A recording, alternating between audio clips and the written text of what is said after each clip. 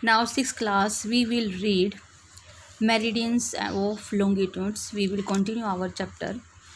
The north south lines, it means north से लेकर south तक, north pole to south pole, which run from pole to pole are the same length, यानी कि पोल से पोल तक ये जा रही हैं और इनकी जो लंबाई है वो क्या है, सेम है.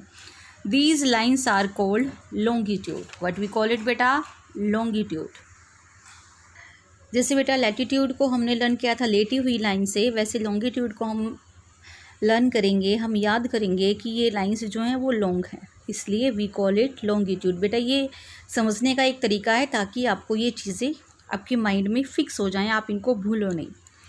Each line of longitude must cross the equator. ये मैंने अभी आपको डायग्राम के थ्रू बताया था बेटा, जितनी भी लॉन्गिट्यूड है वो इक्वेटर को क्रॉस करती हुई जाएगी, क्योंकि जब वो नॉर्थ पोल से साउथ पोल पर जाएगी, मिलेगी, मीट करेगी, तो इक्वेटर क्या है, बीच में आएगा, तो वो इक्वेटर लाइन को क्रॉस करती हुई जाएगी.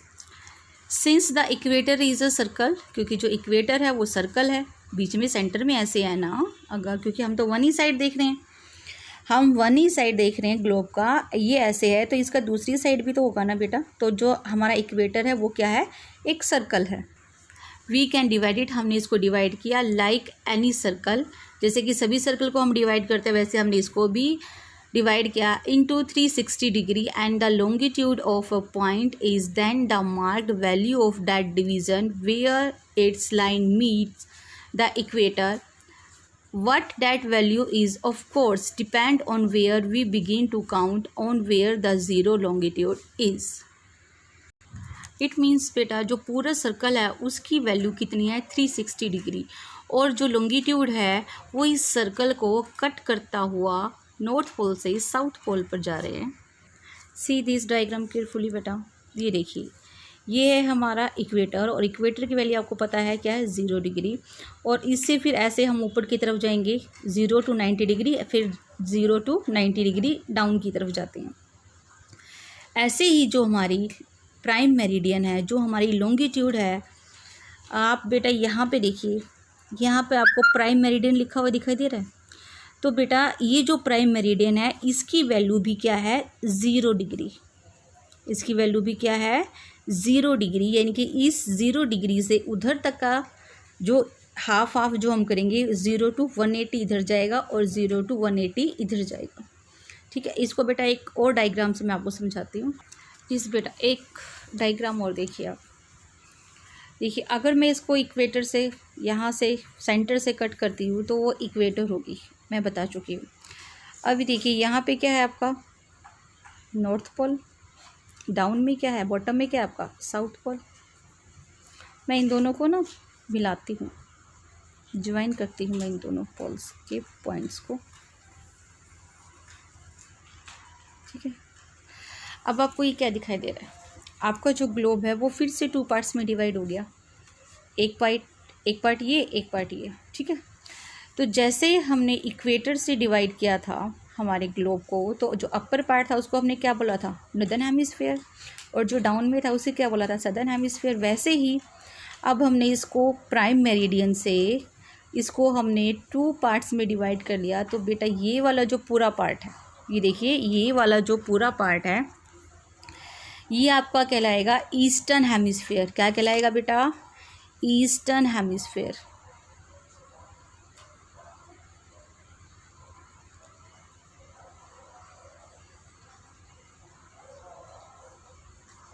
Eastern hemisphere.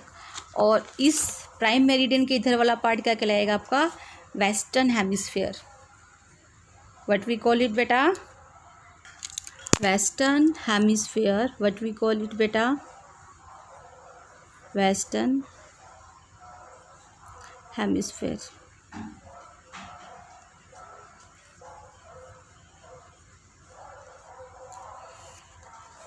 ये क्लियर है बेटा. अगर हम इक्वेटर से कट करते हैं हमारे ग्लोब को, डिवाइड करते हैं 2 पार्ट्स में, तो ये जो पूरा वाला पार्ट था ये हमारा नॉर्दर्न हेमिस्फीयर, और जो डाउन वाला था वो क्या था हमारा सदर्न हेमिस्फीयर. लेकिन जब हम प्राइम मेरिडियन से कट करते हैं, क्योंकि ये ऐसे भी कट हो रही है, ये ऐसे भी कट हो रही है, तो ये वाला जो पूरा पोर्शन है वो हमारा क्या कहलाएगा, ईस्टर्न हेमिस्फीयर, और ये वाला क्या कहलाएगा, वेस्टर्न हेमिस्फीयर. तो इट मीन्स हम इसको क्या कह सकते हैं, नदर्न ईस्टर्न हेमिस्फेयर, ये वाला जो पूरा वाला होगा, अगर यहाँ पे कोई चीज़ है, अगर इस एरिया में हमें कोई प्लेस लोकेट करना है तो हम क्या बोलेंगे उसको, northern eastern hemisphere.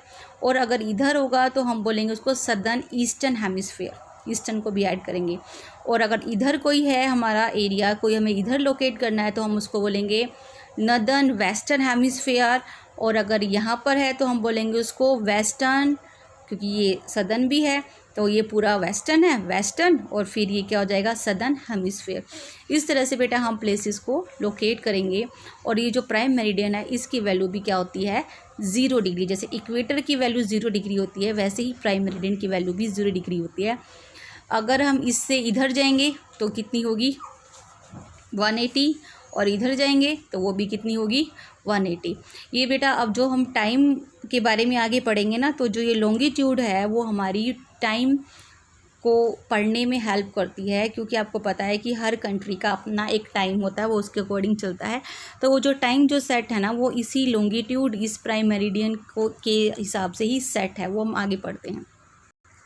One more thing बेटा, और जब यहाँ से इसकी वैल्यू हम स्टडी करेंगे, यहाँ से ये 0 डिग्री है, फिर 1 डिग्री आएगा, फिर 2 डिग्री आएगा, फिर 3 डिग्री, इस टाइप से यहाँ भी आएंगे। जैसे हमने इक्वेटर से स्टडी की थी, सेंटर से अप की साइड और सेंटर से डाउन की साइड, तो वैसे ही यहाँ से भी।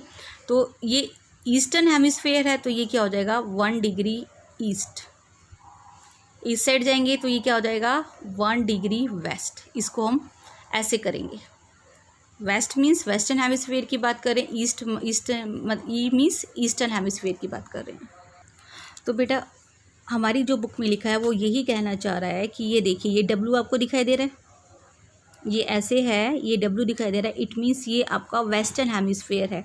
और ये प्राइम मेरिडियन है, यहाँ पर आपको 15 डिग्री ई, यानी कि उधर वाला सारा एरिया जो है वो आपका ईस्टर्न हेमिस्फेयर है। ये प्राइम मेरिडियन इन्होंने यहाँ पर बनाई हुई है, तो इधर वाला एरिया सारा वेस्टर्न हेमिस्फेयर, और प्राइम मेरिडियन के उस तरफ वाला सारा एरिया है ईस्टर्न हेमिस्फेयर। तो वो कह रहा है कि जहाँ भी ये आपकी लैटीट्यूड और लॉन्गिट्यूड मीट कर रही है, अभी देखिए लैटीट्यूड की अपनी वैल्यू है, लॉन्गिट्यूड की अपनी वैल्यू है, तो ये देखिए यहाँ पर ये जो है 15 डिग्री नॉर्थ दिखाई दे रहा है, यानी कि नदर्न हेमिस्फेयर है, और ये क्या है 45 डिग्री वेस्ट। तो ये देखिए जिस भी ये पॉइंट बन रहे हैं, यहाँ पर कोई ना कोई प्लेस लोकेटेड है, और इन्हीं लॉन्गिट्यूड और लैटीट्यूड की जो डिग्री है उस वैल्यू को हम सोल्व करके, उस वैल्यू को रीड करके, उस वैल्यू को स्टडी करके हम प्लेसेस की लोकेशन निकालते हैं कि वो प्लेसेस कहाँ पर है और वो कितनी दूर है। ओके बेटा, अब देखिए बेटा nitty gritty, we will study nitty gritty. The word meridian is derive from the Latin roots meri and dian. ये मैंने आपको बताया था बेटा, मेरिडियन मीन्स होता है मिडल। तो जो मेरिडियन वर्ड है वो लैटिन रूट के मैरी और डियन से लिया गया। मैरी मीन्स होता है मिडल और डियन मीन्स होता है डे, यानी कि डे का जो मिडल वाला टाइम होता है, नून वाला टाइम जो है। Thus meridian means mid day, इसलिए मेरिडियन का मतलब है mid day. All meridians meet at the poles, ये मैंने आपको बता चुकी हूँ कि जो सारी मेरिडियन है वो पोल्स पे मीट करते हैं, यानी कि नॉर्थ पोल से जाएंगी तो कहाँ मीट करेंगी, साउथ पोल पे। ठीक है,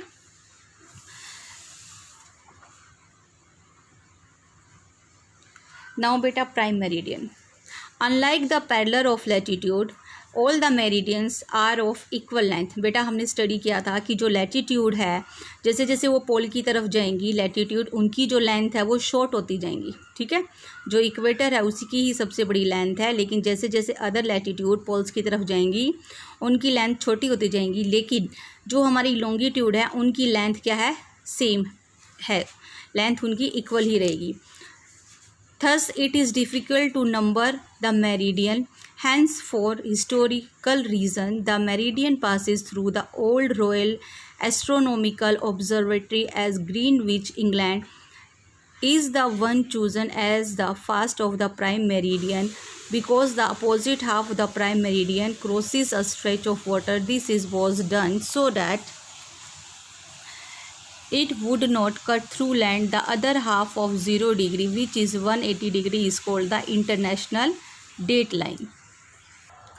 It means बेटा ये जो हमने एक लाइन, एक हाफ जो है, इस लाइन को तो हमने मान लिया प्राइम मेरिडियन, और इसकी दूसरी साइड भी तो ऐसी ही लाइन जाएगी ना, इसकी अपोजिट साइड भी तो बेटा एक दूसरी लाइन होगी जो कि हमें दिखाई नहीं दे रही है।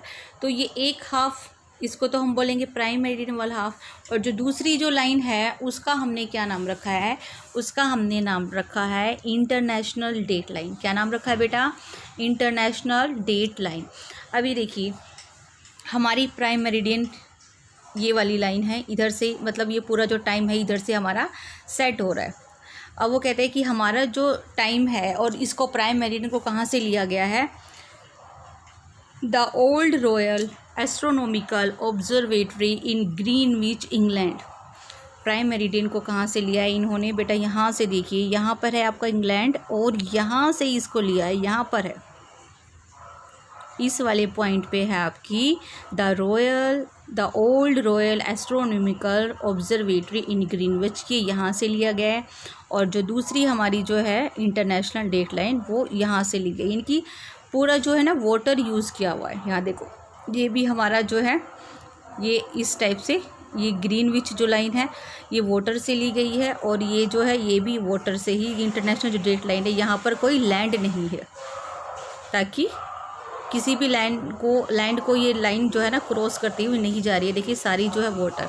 तो ये देखिए यहाँ से यहाँ तक 180 डिग्री हो गया, और दूसरा हाफ क्या हो गया, इधर से भी क्या हो गया, 180 डिग्री हो गया। इट मीन्स ये हमारा क्या हो गया, ईस्टर्न हेमिस्फेयर, और ये दूसरा हमारा क्या हो गया, वेस्टर्न हेमिस्फेयर। ठीक है, क्योंकि हम इसको इस तरह से वर्टिकली हम इसको यानी लॉन्गिट्यूड से हम इसको कट कर रहे हैं। और यहाँ से देखिए बेटा ये जो है हमारा, इसको हमने 24 टाइम जोन में डिवाइड किया है पूरे वर्ल्ड को, क्योंकि वन डे में 24 आवर्स होते हैं। आप देख सकते हैं, हम इसको काउंट करते हैं तो 1 2 3 4 5 6 7 8 9 10 11 12 13 14 15 16 17 18 19 20 21 22 23 24 आवर्स होते हैं। और हमने इसको 24 जोन में ही डिवाइड किया है हमारे पूरी अर्थ को। तो उसके अकॉर्डिंग ही हमारा जो ये टाइम है पूरा ये सेट होता है। वो बेटा नेक्स्ट क्लास में मैं आपको पूरा डिटेल में बताऊंगी। दैट्स ऑल बेटा, thank you, have a nice day.